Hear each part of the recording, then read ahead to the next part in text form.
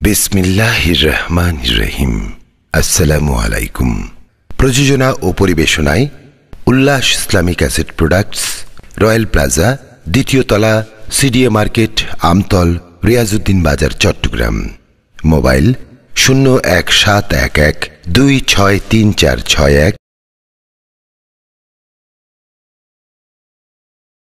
যাই হোক, কোরআনে করিম, এই কোরআনে করিমকে কোরআনে করিম কেন বলা হয়?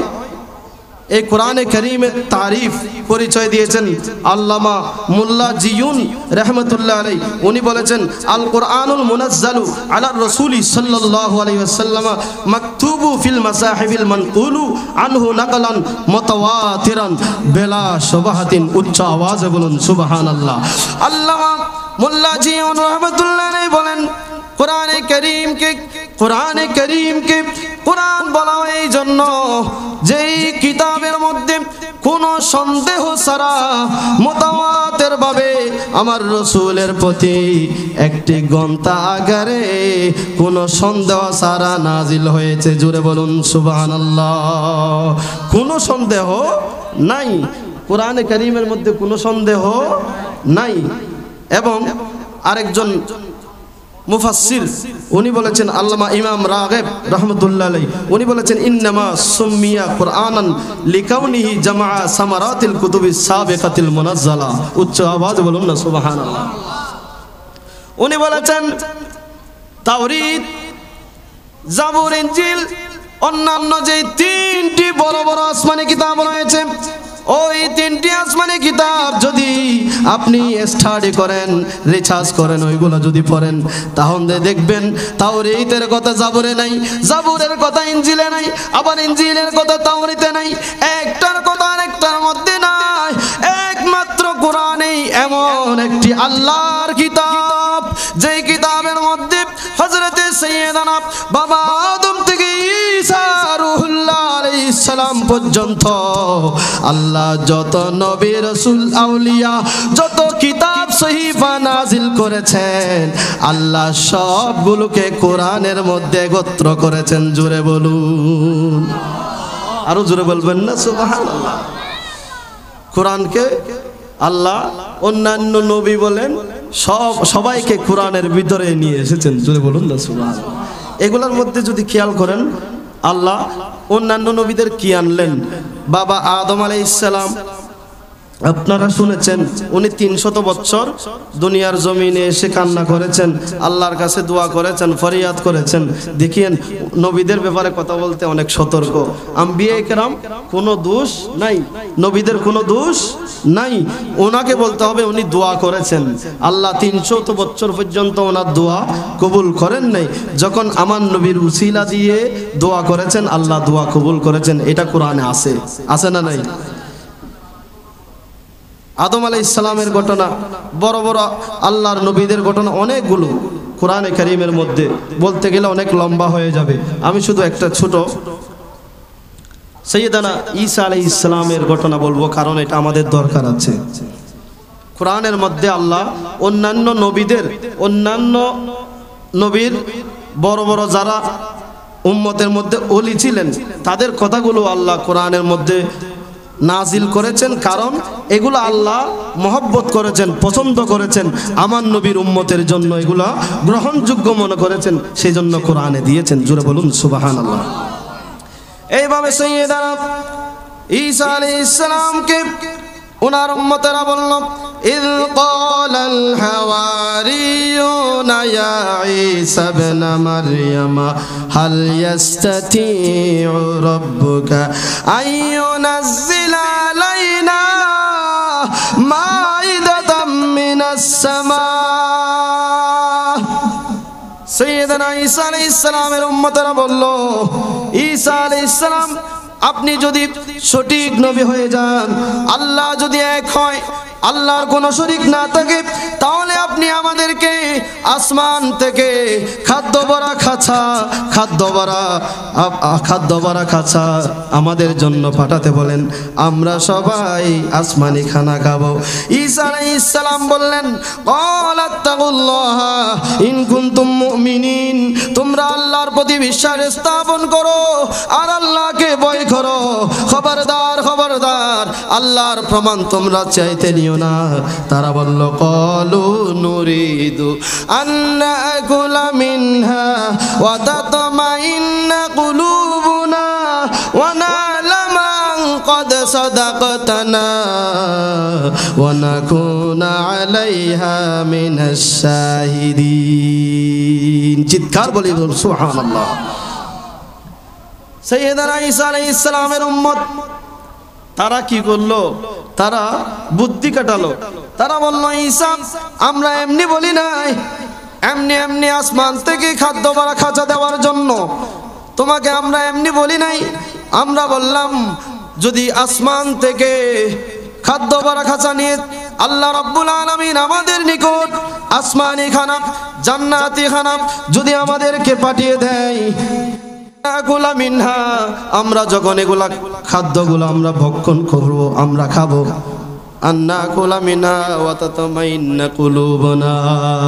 আমাদের কলবের মধ্যে একটা বিশ্বাস স্থাপন হয়ে যাবে, আমাদের বিশ্বাস স্থাপন হয়ে যাবে এবং আপনি যে সত্য বলতেছেন সেটা আমরা বুঝতে পারবো। সেই জন্যই আসমান থেকে খানা আমরা খুঁজতেছি। এখন ঈসা আলাইহিস সালাম আল্লাহ রাব্বুল আলামিনের দরবারে ফরিয়াদ করলেন, আল্লাহুম্মা আনজিল আলাইনা মাইদাতাম মিনাস সামাই তাকুনু লানা ঈদাল লিআউয়ালিনা ওয়া আখিরিনা ওয়া আয়াতাম মিনকা ওয়ারযুকনা ওয়া আনতা খায়রুর রাযিকিন। উচ্চ আওয়াজে বলুন সুবহানাল্লাহ। ঈসা আলাইহিস সালাম আল্লাহকে ফরিয়াদ করলেন, নবীদের দোয়া কিন্তু কবুল। আল্লামা নসফি আলাইহির রহমা উনি আকাইদে নসিফের কিতাবের মধ্যে লিখেছেন, দুআউল আম্বিয়াই মুস্তাজাবান, সমস্ত নবীদের দোয়া আল্লাহ অবশ্যই কবুল করেন। জোরে বলুন সুবহানাল্লাহ। ঈসা আলাইহিস সালাম দোয়া করলেন, আল্লাহুম্মা আনজিল আলাইনা মাইদা, আল্লাহ তুমি আমাদের জন্য আসমান থেকে খাদ্য ভরা খাঁচা পাঠিয়ে দাও। কেন? মিনাস সামাই তাকুনু লানা ঈদাল লিআউয়ালিনা, আল্লাহ তুমি যদি আমাদের জন্য আসমান থেকে খাদ্য পাঠিয়ে দাও, আমরা ওই দিন, যেদিন তুমি খাদ্য আমাদের জন্য পৌঁছিয়ে দিবে, ওই দিনকে আমরা এবং আমাদের আগের, আমাদের পরে যারা আসবে সবাই ওই দিনটিকে ঈদের দিন হিসেবে উদযাপন করব। জোরে বলুন সুবহানাল্লাহ। আমরা ওই দিনটিকে কি করব? ঈদের দিন হিসাবে পালন করব। এখন ঈদে মিলাদুন নবী সাল্লাল্লাহু আলাইহি ওয়াসাল্লাম যে আমরা পালন করতেছি, আমি এই আয়াতে কারিমা বলার কারণ হচ্ছে এটা, কোরআনে কারীম যদি আমরা ঠিকভাবে স্টাডি করতাম, কোরআনে কারীম যদি আমাদের মধ্যে থাকতো, তাহলে ঈদে মিলাদুন নবী নিয়ে বাড়াবাড়ি হতো না, ঠিক কি না? কারণ কোরআনে কারীমের মধ্যে আল্লাহ ঈসা আলাইহিস সালামের এই ঘটনাকে এনে শিক্ষা দিয়ে দিলেন যে মানুষের যখন একটা ভালো খবর আসে, যখন একটা ভালো সুসংবাদ আসে, তখন মানুষ খুশি হয়, ঠিক কি না? আমরাও খুশি হই, ঠিক না? সুসংবাদে কেউ কি নারাজ হয়? ওই খুশি হওয়াটাই হচ্ছে ঈদ। ঈদ এটা হচ্ছে আরবি শব্দ, এটা হচ্ছে কি? আরবি শব্দ।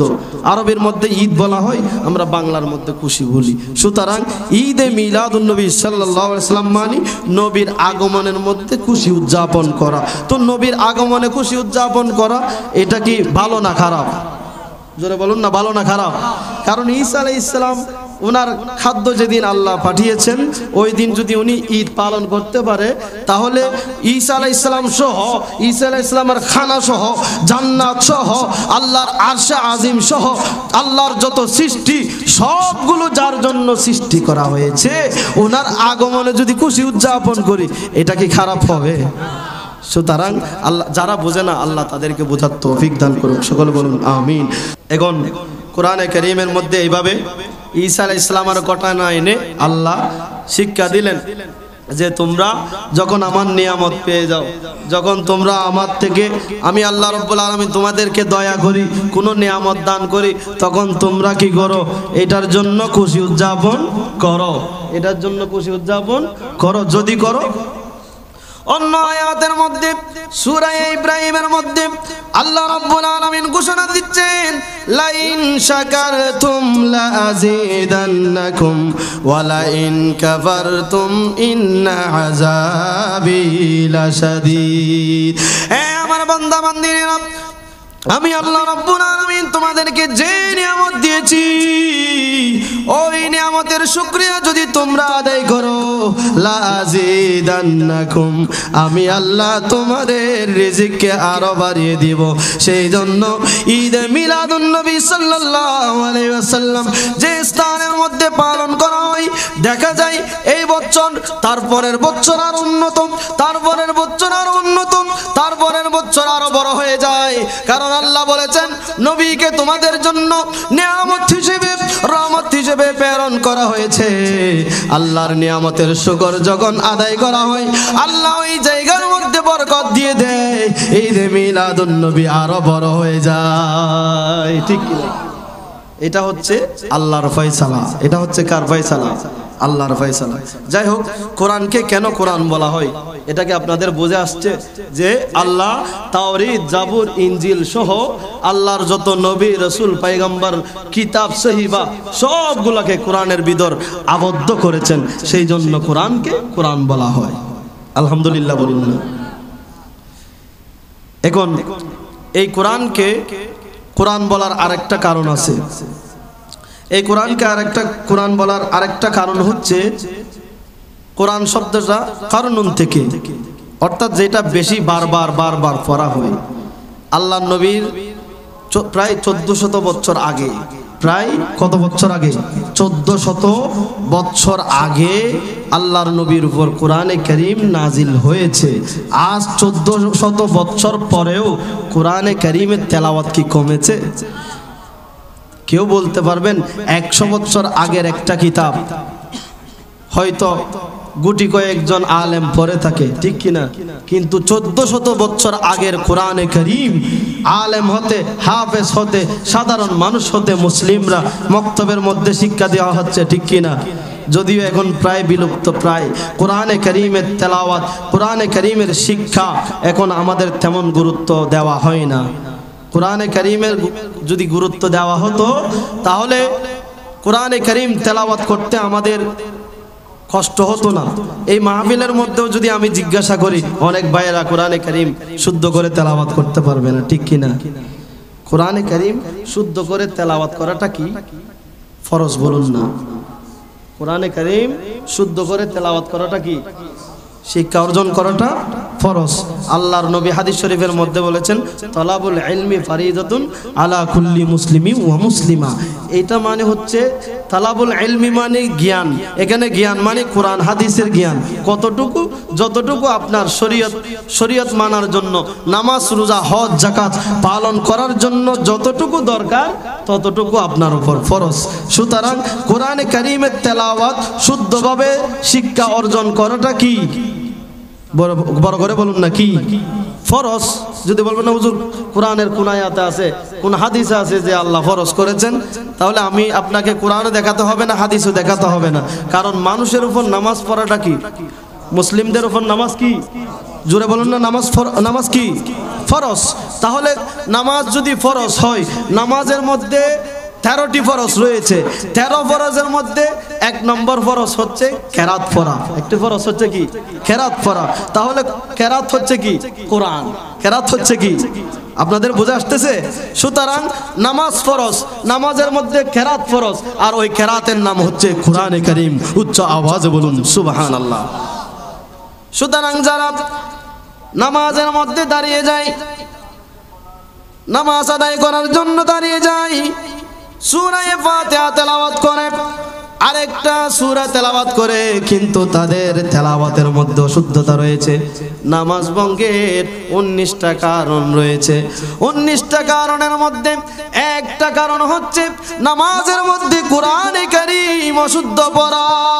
কেউ যদি নামাজের মধ্যে অশুদ্ধ কোরআনে কারীমের তেলাওয়াত করে, সাথে সাথে তার নামাজ ভঙ্গ হয়ে যাবে।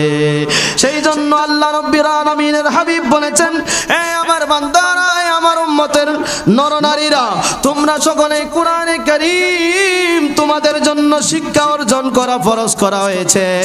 কারণ আমার নবী বলেছেন নামাজের মধ্যে কেরাত পড়া ফরজ, আর ওই ফরজ আদায় করার জন্য কোরআনে কারিমের তেলাওয়াত শিক্ষা করা ফরজ। ঠিক কি না? সুতরাং কোরআনে কারিমের তেলাওয়াত যদি আপনারা শুদ্ধভাবে করতে না পারেন, নামাজ হচ্ছে না। নামাজ কথা বলে না। আপনারা কি নারাজ হচ্ছেন? কথা কিন্তু হক।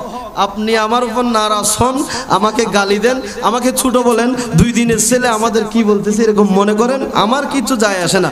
যেটা কিন্তু হক ওইটা আমি বলেই দিব।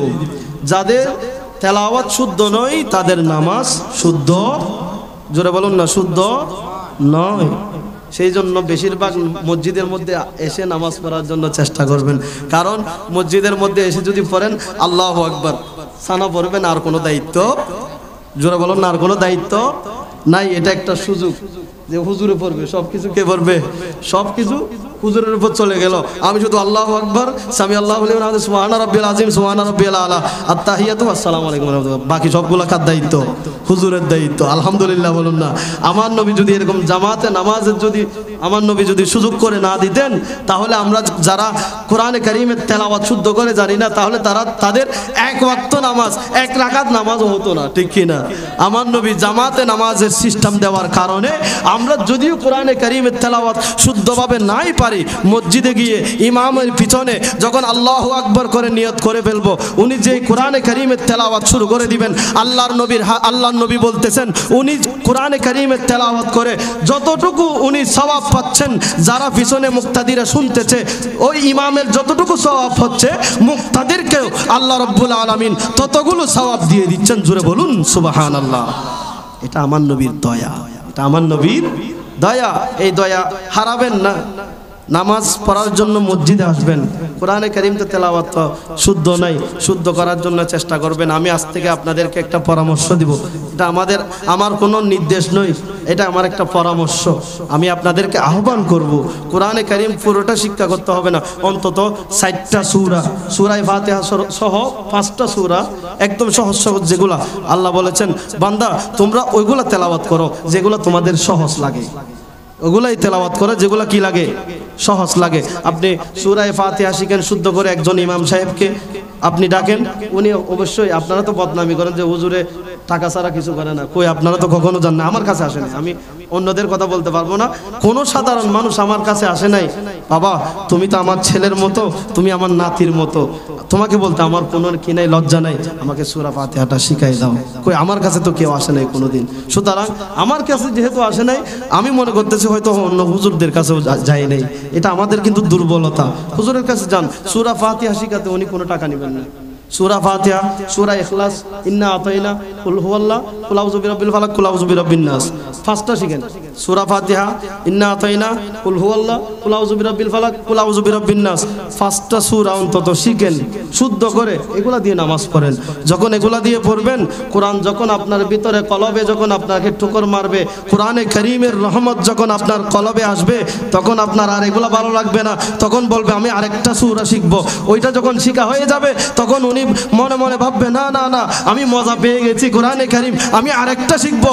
এইভাবে শিখতে শিখতে শিখতে শিখতে কোরআনে কারীমের শিক্ষা অর্জন করতে করতে করতে করতে আমার নবী বলতেছে, যদি কেউ এভাবে কোরআনে কারীমের তেলাওয়াত শিখতে শিখতে মৃত্যুবরণ করে, সে ওই মৃত্যুবরণ যদি করে, ওই অবস্থায় সে গাড়ির অ্যাক্সিডেন্টে মারা যাক, অথবা ঘরের মধ্যে মারা যাক, অথবা স্বাভাবিকভাবে মৃত্যুবরণ করুক, সে যেইভাবেই মৃত্যুবরণ করুক না কেন, আল্লাহ তাকে শহীদের দরজা দিয়ে দিবেন। উচ্চ আওয়াজে বলুন সুবহানাল্লাহ।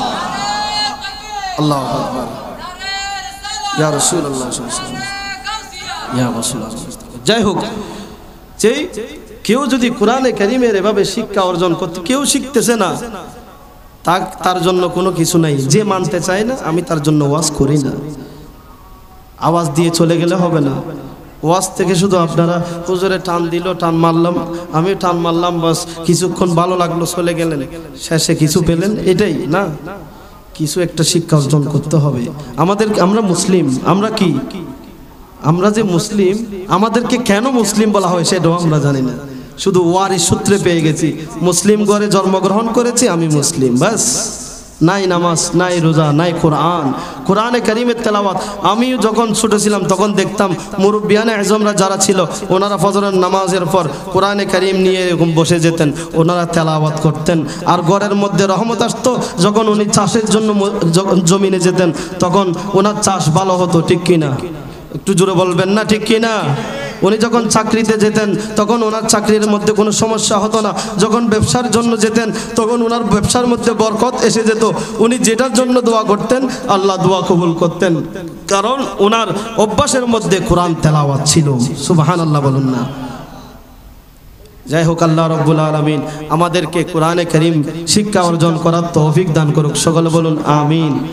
আর যে ফজিলতটা বললাম এটা মনে রাখবেন, এটা কিন্তু হাদিস, আমার বানানো কথা না। কেউ যদি কোরআনে কারীম, আল্লাহ নবী এরকম একজন সাহাবী আলিফ বা শিখতে শিখতে মৃত্যুবরণ করেছেন। সুবহানাল্লাহ বলুন না। শুধু আলিফ বা শিখতে শিখতে উনি ইন্তেকাল করেছেন। আল্লাহ নবী বলেছেন ফাহুয়া শাহীদুন, তিনি শহীদ হয়েছেন। তিনি কি হয়েছেন? শহীদ হয়েছেন। সুতরাং আপনারা, আমি যে পরামর্শটা দিলাম, অন্তত 5টা সূরা যে কোনো হুজুরের কাছে, মসজিদের হুজুর হোক, আপনাদের বাড়ির হুজুর হোক, আপনার বাইফুত হোক, আপনার নাতি হোক, যে মাদ্রাসার মধ্যে হেফজ করেছে, হাফেজে কোরআন, হাফেজে কোরআন থেকে শিখবেন। আবার এটা একটা থাকবে, হাফেজে কোরআন থেকে শিখবেন, 5টা সূরা শুদ্ধভাবে শিখবেন আর নামাজ পড়বেন, দেখবেন আপনার ভালো লাগবে, মজা লাগবে। কোরআনে কারীম সূরা ফাতিহা, এটা কি এতই সহজ? এতই সহজ সূরা ফাতিহা। যখন কোন হুজুরকে যারার জন্য ডাক দেন, আমাদেরকে ডাক দেন, সর্বপ্রথম সূরা ফাতিহা পড়ে আমরা ফু দিই। কারণ কি? আল্লাহর নবী মসজিদে নববীর মধ্যে সাহাবায়ে কেরামকে তাকরীর করতেছেন, এমন অবস্থায় বিকট এক আওয়াজ হয়ে গেল। সাহাবায়ে কেরাম ভয় পেয়ে গেলেন, ইয়া রাসূলুল্লাহ কিয়ামত হয়ে যাচ্ছে নাকি? কিয়ামত হয়ে যাবে নাকি? ইয়া রাসূলুল্লাহ আমরা তো কিছুই বুঝতে পারতেছি না, এত বড় বিকট আওয়াজ হলো কেন? আসমান ফেটে গেল কিনা? পাহাড়গুলো শেষ হয়ে গেল কিনা? আল্লাহর নবী বলতেছেন তোমরা অপেক্ষা করো, অপেক্ষা করো। কিছুক্ষণ পর দেখলেন জিবরাইল আলাইহিস সালাতু ওয়াস সালাম বিশাল এক ফেরেশতা নিয়ে আল্লাহর নবীর দরবারে আসলেন আর বললেন, ইয়া রাসূলুল্লাহ আসসালাতু ওয়াস সালামু আলাইকা ইয়া রাসূলুল্লাহ। আল্লাহর নবীকে সাইয়্যিদনা হযরতে জিবরাইল আমিন আলাইহিস সালাতু ওয়াস সালাম বললেন, ইয়া রাসূলুল্লাহ আপনার জন্য সুসংবাদ নিয়ে এসেছি। আমার নবী বললেন, কি সুসংবাদ? ইয়া রাসূলুল্লাহ সাইয়্যিদনা বাবা আদম থেকে ঈসা রূহুল্লাহ পর্যন্ত যত আম্বিয়া কিরাম দুনিয়ার জমিনের মধ্যে তাশরীফ এনেছেন, আল্লাহ কারো কাছে এই ফেরেশতাকে নাজিল করেন নাই, আল্লাহ শুধু আপনার কাছে এই ফেরেশতা নাজিল করেছেন। আল্লাহর নবী বললেন, কেন কেন? এই ফেরেশতা আমার কাছে নাজিল হয়েছে, আমার লাভটা কি? আমার উম্মতের লাভটা কি? সাইয়্যিদনা জিবরাইল আমিন আলাইহিস সালাম বললেন, ইয়া রাসূলুল্লাহ আল্লাহ আপনার কাছে এই ফেরেশতাকে এমনি পাঠান নাই, আপনাকে দুইটা সংবাদ, সুসংবাদ আপনার উম্মতের জন্য দুইটা সুসংবাদ দিয়ে পাঠিয়েছেন। আর এই দুইটা সুসংবাদের মধ্যে একটা হচ্ছে সূরা ফাতিহা আর একটা হচ্ছে সূরা বাকারার শেষ 2 আয়াত। আল্লাহ রাব্বুল আলামিন আর কোন পয়গম্বরকে শুনান নাই, এমন নিয়ামত আর কোন পয়গম্বরকেও দেন নাই। আল্লাহ রাব্বুল আলামিন বলেছেন এই সূরা ফাতিহা এবং সূরা বাকারার শেষ 2 আয়াত পড়ে কেউ যদি আল্লাহর দরবারে ফরিয়াদ করে, সেই যদি ব্যবসার জন্য ফরিয়াদ করবে আল্লাহ ব্যবসার মধ্যে উন্নতি দিবে, সেই যদি সন্তানের জন্য ফরিয়াদ করে আল্লাহ সন্তান দিয়ে দিবে, সেই জন্য সে যদি বিপদ থেকে মুসিবত থেকে বাঁচার জন্য দোয়া করে আল্লাহ তার মুসিবত থেকে উদ্ধার করবে। ইয়া রাসূলুল্লাহ ইয়া হাবিবাল্লাহ শুধু তাই নয়, তাই নয়, প্রত্যেকদিন সূরা ফাতিহা আর সূরা বাকারার শেষ 2 আয়াত যে বান্দা তেলাওয়াত করবে এবং শরীয়ত মোতাবেক চলবে, আল্লাহ জাহান্নাম থেকে তাকে দূর রাখবে, কিয়ামতের ময়দানের মধ্যে আল্লাহর জান্নাতের মধ্যে প্রবেশ করিয়ে দিবে। জোরে বলুন সুবহানাল্লাহ। আরো জোরে বলবেন না সুবহানাল্লাহ। সূরা ফাতিহা এবং সূরা বাকারার শেষ 2 আয়াত আমানার রাসূল থেকে, আমানার রাসূল থেকে, এগুলা এই দুইটা এমন নিয়ামত। সেই জন্য সূরা ফাতিহার আরো কয়েকটি নাম আছে, সূরা শেফা বলা হয়। একটা নাম হচ্ছে কি সূরা শেফা, অর্থাৎ সূরা ফাতিহা পরে কেউ যদি এরকম ফু দেওয়া হয় তার রোগ সেবা হয়ে যাবে। আলহামদুলিল্লাহ বলুন না। বলে যে হুজুর কই আমরা তো এতই দেওয়া দিই কই আমাদের তো কিছুই হয় না, ঠিক কি না? আমরা কই এতই দেওয়া হয়, ফু দেওয়া হয়, কই মাথা ব্যথা যায় না। আমাকে একজন একদিন প্রশ্ন করেছিল, আমরা তো এলাকার ছেলে সেই জন্য সবাই ফ্রিলি অনেক কথা বলে ফেলে। হুজুর আগেকার হুজুরেরা ফু দিত মাথা ব্যথা চলে গেছে, পানি পড়া দিছে পেট ব্যথা চলে গেছে, এখন তো কই আপনারা দেন সহজে যায় না, ঘটনা কি? তখন আমি বললাম আসলে আগেকার হুজুরেরা যাকে ফু দিয়েছে তার ভিতরে হারাম ছিল না, তার ভিতরে কি ছিল না, এই কথা বলে না, তার ভিতরে কি ছিল না, হারাম ছিল না, সুদ ঘুষ ছিল না, হিংসা বিদ্বেষ ছিল না। কোরআন হচ্ছে পবিত্র, পবিত্র জিনিস যখন পবিত্র মানুষের ভিতর যাবে সেটা জায়গা মতো ফিট হয়ে যাবে, তখন মাথা ব্যথা চলে যাবে, পেট ব্যথা চলে যাবে, তার বিমার সেবা হয়ে যাবে। আর যার ভিতরে সুদ আছে, ঘুষ আছে, হারাম আছে, অন্যের হক আছে, যার ভিতর নামাজ নাই, রোজা নাই, শরীয়ত নাই, কিচ্ছুই নাই, তার ভিতর এত নাপাকের ভিতর কোরআন এত পবিত্র জিনিস কিভাবে যায়, ঠিক কিনা? জোরে বলতে হবে ঠিক কিনা? সেই জন্য সুদ ঘুষ ছাড়তে হবে, এগুলা কোরআনের ভিতর আছে। আল্লাহ ব্যবসা করতে বলেছেন, ওয়া হাল্লাল্লাহুল বাইআ ওয়া হাররামার রিবা। আল্লাহ ব্যবসাকে কি করেছেন? হালাল করেছেন, সুদকে হারাম করেছেন। তো এখন বর্তমানে যদি আপনি দেখেন, দেখা যাবে ব্যবসা ছেড়ে দেওয়া হয়েছে, ব্যবসাকেও সুদের মতো বানিয়ে দেওয়া হয়েছে, ঠিক কিনা? ব্যবসারও কতগুলো নিয়ম আছে। আমার সওদাগর ভাইয়েরা বাবারা রাগ করলে করতে পারেন, এটা হক কথা, কোনো বড় হুজুর থেকে জেনে নেবেন যদি আমাকে সন্দেহ হয়। ব্যবসা করার কতগুলো নিয়ম আছে। আপনি একটা জিনিস কিনেছেন 10 টাকায়, বোঝার চেষ্টা করবেন কয় টাকায়? 10 টাকা। এগুলো কোরআন থেকে বলতেছি। একটা জিনিস কিনেছেন 10 টাকায়, এটা যদি আপনি একদিন পরে বিক্রি করেন অথবা 1 মাসের মধ্যে বিক্রি করেন, তখন এটা আপনি লাভ করতে পারবেন 1 দিরহাম। বর্তমানে ধরেন 5 টাকা বা 10 টাকা, অথবা 100 টাকায় কিনলে 10 টাকা অথবা 5 টাকা, সর্বোচ্চ 10 টাকা। কিন্তু আপনি 100 টাকা দিয়ে ক্রয় করেছেন, কিন্তু আপনি বিক্রি করতেছেন 500 টাকা। কয় টাকা? জোরে বলুন না, কয় টাকা? এগুলা হেদায়েত গ্রন্থের মধ্যে আছে, কিতাবের মধ্যে আছে। 52 ধরনের ব্যবসাও হারামের, এই সুদের মতো 52 ধরনের ব্যবসা আছে। এগুলো বলতে গেলে অনেক লম্বা হয়ে যাবে। সুতরাং সুদ থেকে, ঘুষ থেকে, হারাম থেকে, আরেকজনের সম্পদ থেকে নিজেকে রক্ষা করতে হবে, পবিত্র রাখতে হবে। তখন সূরা ফাতিহা পড়ে কেউ যদি আপনাকে ফু দেয়, আপনার মাথা ব্যথা থাকবে না, পেট ব্যথা থাকবে না, আপনার বিমার সেবা হয়ে যাবে, বলা দফার রফা হয়ে যাবে, আপনার সমস্যা সব সমস্যা সমাধান হয়ে যাবে, আপনার জীবনের মধ্যে উন্নতি চলে আসবে। জোরে বলুন সুবহানাল্লাহ। কোরআনে কারীম আমাদের জন্য নেয়ামত, কোরআনে কারীম আমাদের জন্য নেয়ামত। এই নিয়ামতকে আমরা, এই সুবর্ণ সুযোগকে আমরা হারাচ্ছি, কারণ কোরআনের শিক্ষা আমাদের ভিতর নাই। সুতরাং আমি পরামর্শ দিয়েছিলাম 5টা সূরা আপনারা শুদ্ধভাবে তেলাওয়াত করার জন্য চেষ্টা করবেন। এবার আসুন, কোরআনে কারীমকে উলামায়ে কেরাম আরো কয়েকটি নাম দিয়েছেন। ইবনে জারির রহমতুল্লাহ আলাইহি উনি 4টা নাম, কোরআনের নাম 4টি উনি নির্ধারণ করেছেন। একটা হচ্ছে কোরআন, আরেকটা হচ্ছে কিতাব, আরেকটা হচ্ছে ফুরকান, আরেকটা হচ্ছে জিকির। সুতরাং কোরআনে কারীমকে যে কোনো নামে ডাকা যাবে, কিন্তু শরীফ বলতে হবে, করিম বলতে হবে, মজিদ বলতে হবে। কোরআনে কারীম, ফুরকান কারীম, এরকম কিতাবুল কারীম, এভাবে কোরআনকে সম্মান দিয়ে সম্বোধন করতে হবে। আল্লাহ আমাদেরকে তৌফিক দাও, সকলে বলুন আমিন। এই কোরআনে কারীমের মধ্যে আয়াত আছে কয়টি? 6666। সুবহানাল্লাহ বলুন না। কতগুলো আয়াত আছে?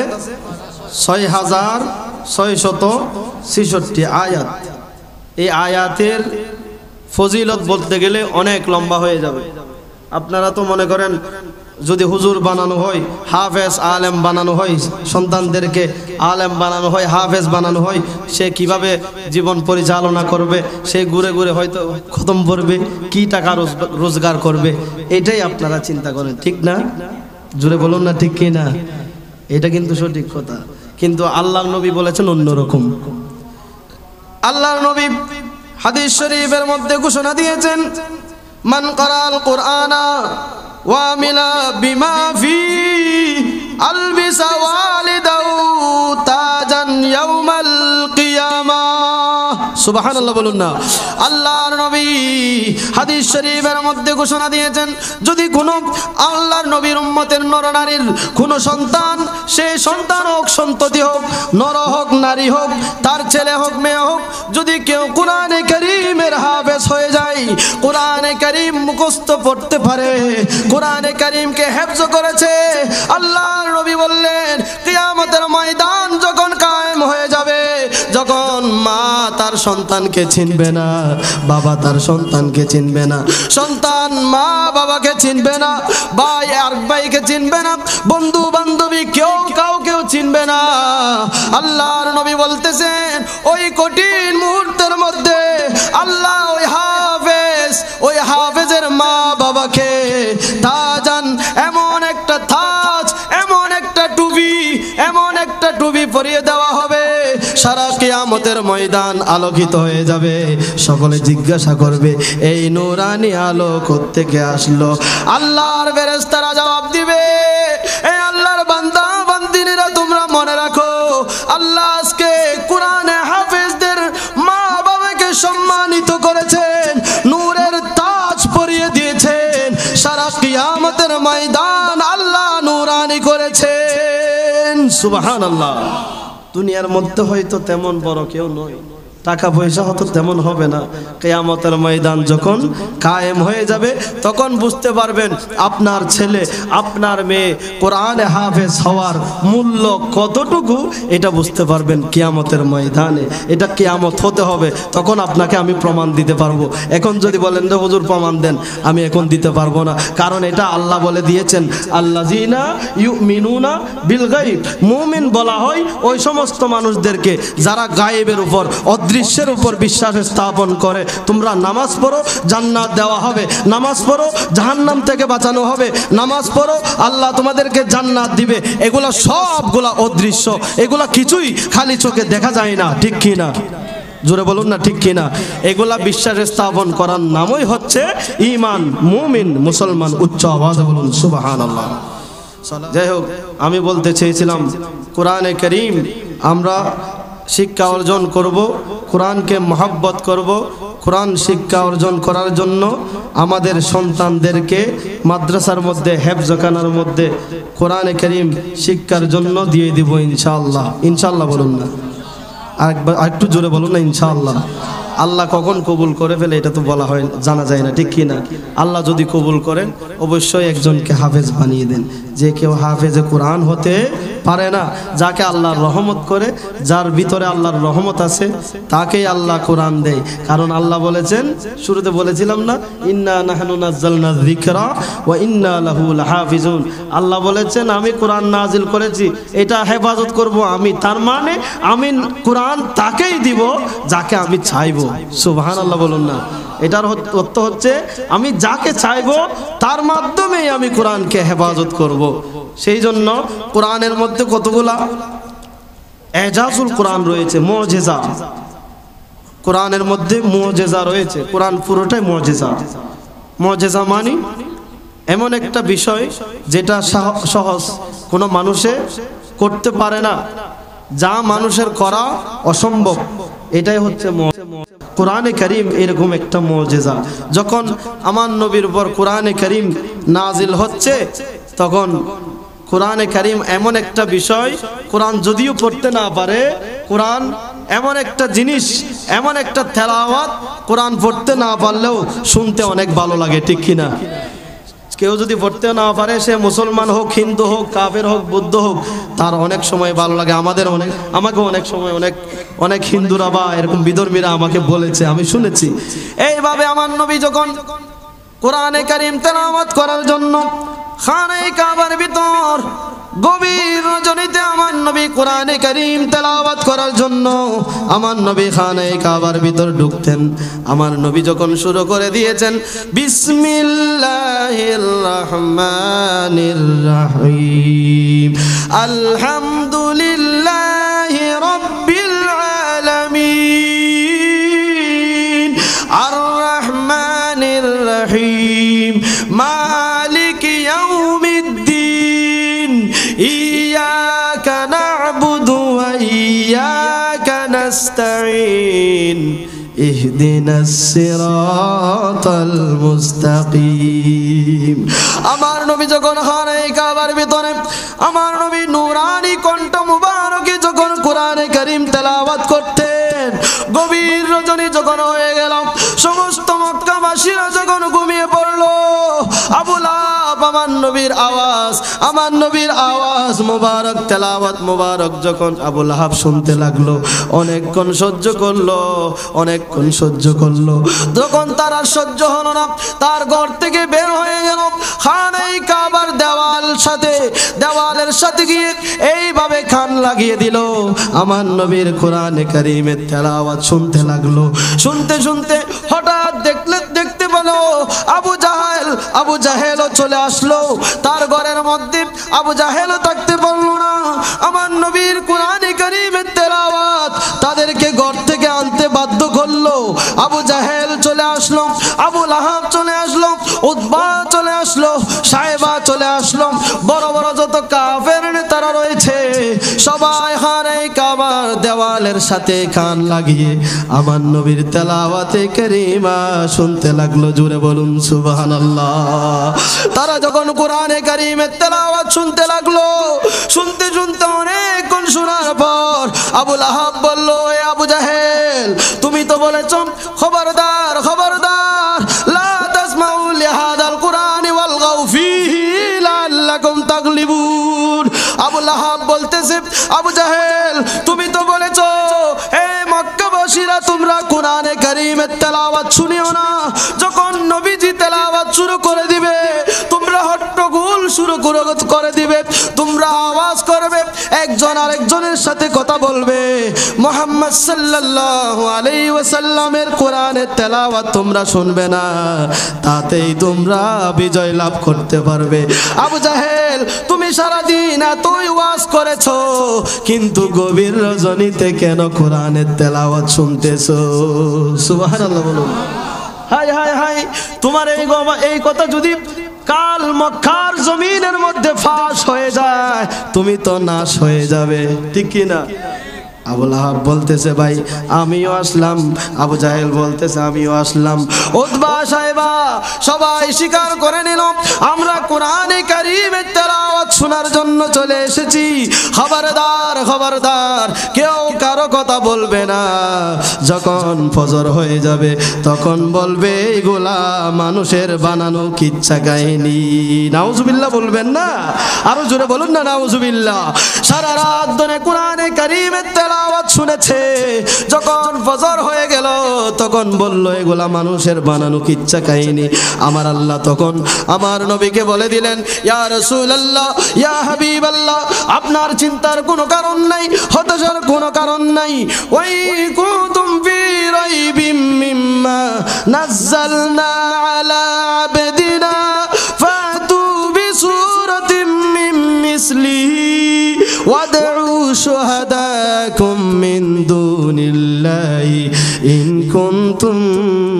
সাদিকিন উচ্চ আওয়াজে বলুন না সুবহানাল্লাহ ইয়া রাসূলুল্লাহ আপনি বলে দিন যে সমস্ত কাফেররা তারা সাহিত্যের মধ্যে অনেক ঐতিহ্যবান ছিল তারা যদিও আইয়ামে জাহেলির মধ্যে ছিল সাহিত্যের দিক দিয়ে ভাষাগত দিক দিয়ে তাদের মধ্যে অনেক জ্ঞান ছিল ইয়া রাসূলুল্লাহ আপনি বলে দেন তোমাদের যত সাহিত্যবিদ রয়েছে যত কবি রয়েছে যত গ্রন্থকার রয়েছে যত শিক্ষিত মানুষ রয়েছে সবাইকে ডেকে একত্র করো তোমাদের যত সাহায্যকারী আছে সবাইকে তোমরা ডেকে নাও আর ডেকে নিয়ে কোরআনে কারীমের একটা সূরার মতো সূরা বানিয়ে তোমরা দেখাও যদি তোমরা সত্যবাদী হয়ে যাও আল্লাহর নবী যখন এই আল্লাহর কোরআনে কারীমের আয়াতে কারীমা ঘোষণা দিয়ে দিলেন হে আবু জাহেল হে আবু লাহাব হে উতবা সাইবা তোমরা সবাই জেনে রাখো তোমরা যে কোরআনে কারীমকে মানুষের বানানো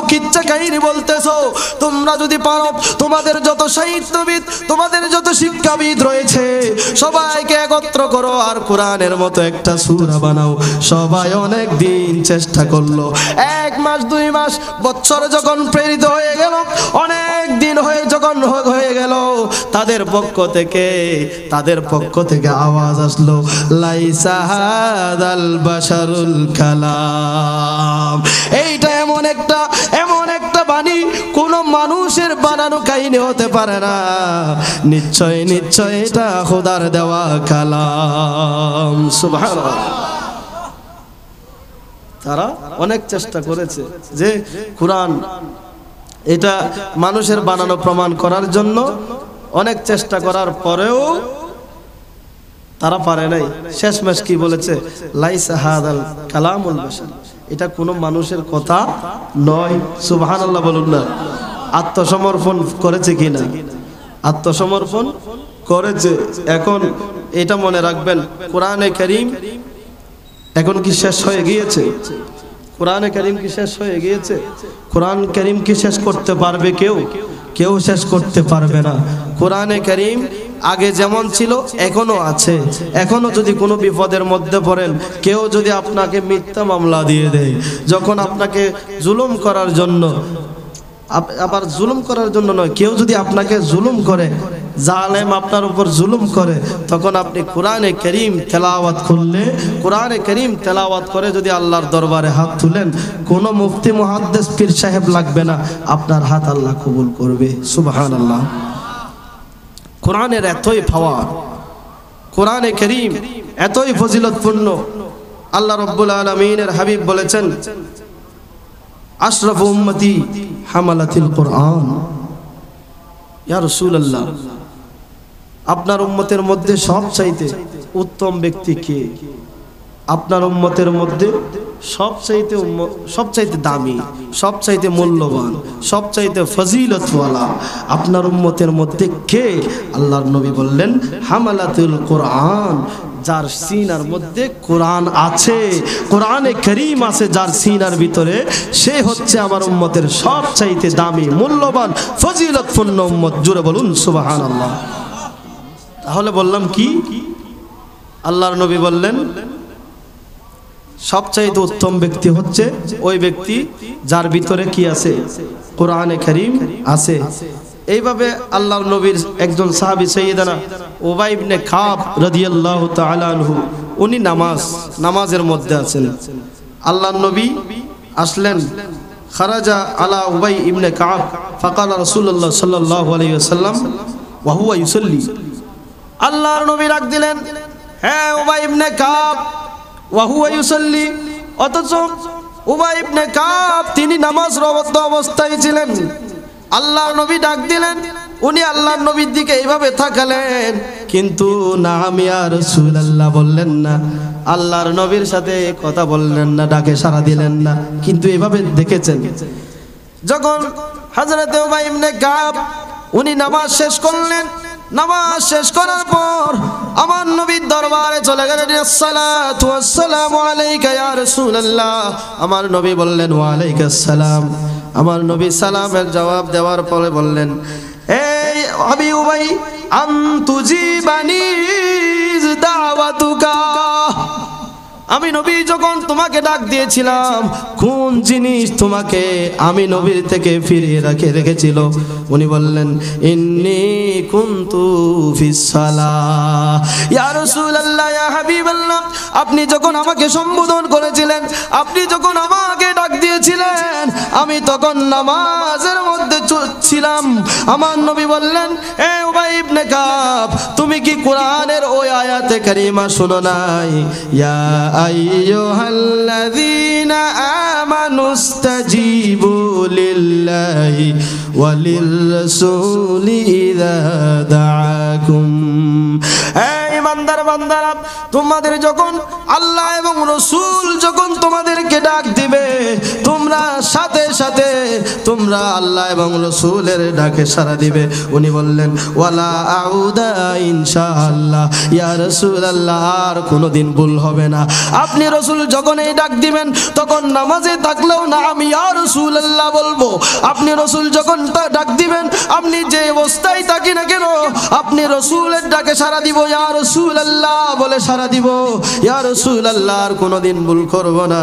আমার নবী বললেন উবাই ইবনে কাব রে, তোমাকে আমি নবী এমনি ডাকি নাই, আমার কোনো খেদমতের জন্য তোমাকে ডাকি নাই, আমার কোনো লাভ হওয়ার জন্য তোমাকে ডাকি নাই, আমি তোমাকে ডাকলাম আনওয়াল্লিমাকা সূরা, আমি কি তোমাকে এমন একটা সূরা শিখিয়ে দিব, এমন একটা সূরা শিক্ষা দিব লাম ইয়ানজিল ফিত তাওরাতি ওয়াল ইনজিল ওয়াজ জাবুর, এমন একটা সূরা তোমাকে শিক্ষা দিব যেই সূরাটা আল্লাহ তাওরাত ইনজিল জাবুর পুরো কিতাবের মধ্যে আল্লাহ নাজিল করেন নাই। সুবহানাল্লাহ বলুন না।